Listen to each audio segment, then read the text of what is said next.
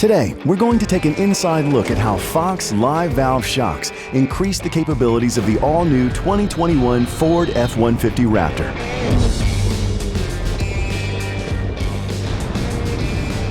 For the best performance over any terrain, you need a wide range of damping support and control.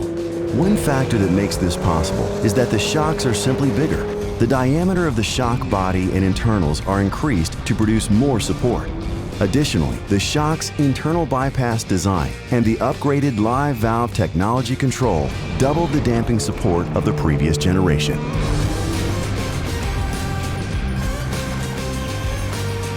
In general, the amount of damping support provided depends on the position of the shock as it moves. When the shock is at the beginning of its travel, it compresses with very little resistance. This area is called the ride zone. The oil inside the shock moves in a circular flow, up the inner body, through shimmed bypass ports, down between the inner and outer body, then back through refill holes. The oil bypasses the main piston, so the shock can move with ease and provide comfort over light terrain. Now, as the terrain becomes more aggressive, the shock compresses further into the travel. It continues step by step past each additional bypass port, which progressively forces more oil to flow through the main piston assembly. This increases resistance and slows down the shock, providing you with a broad range of support. And finally, at the end of the travel, the shock compresses into the area called the bottom-out zone. All oil is forced to flow through the main piston assembly, which provides the most resistance and slows down the shock. This gives you the firmest support, protecting you from bottoming out over the roughest terrain.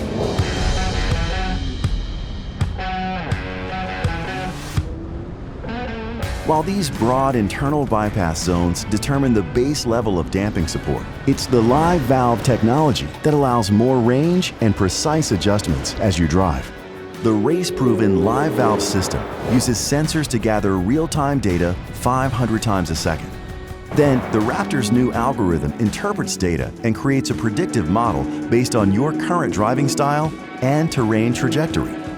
This means if live valve determines a shock should move faster and provide more comfort in the moment ahead, it'll decrease preload on the spring behind the needle, which will open the valve. If it determines a shock should move slower and provide more support in the next moment, it'll increase preload on the spring behind the needle, proportional to the amount of support needed.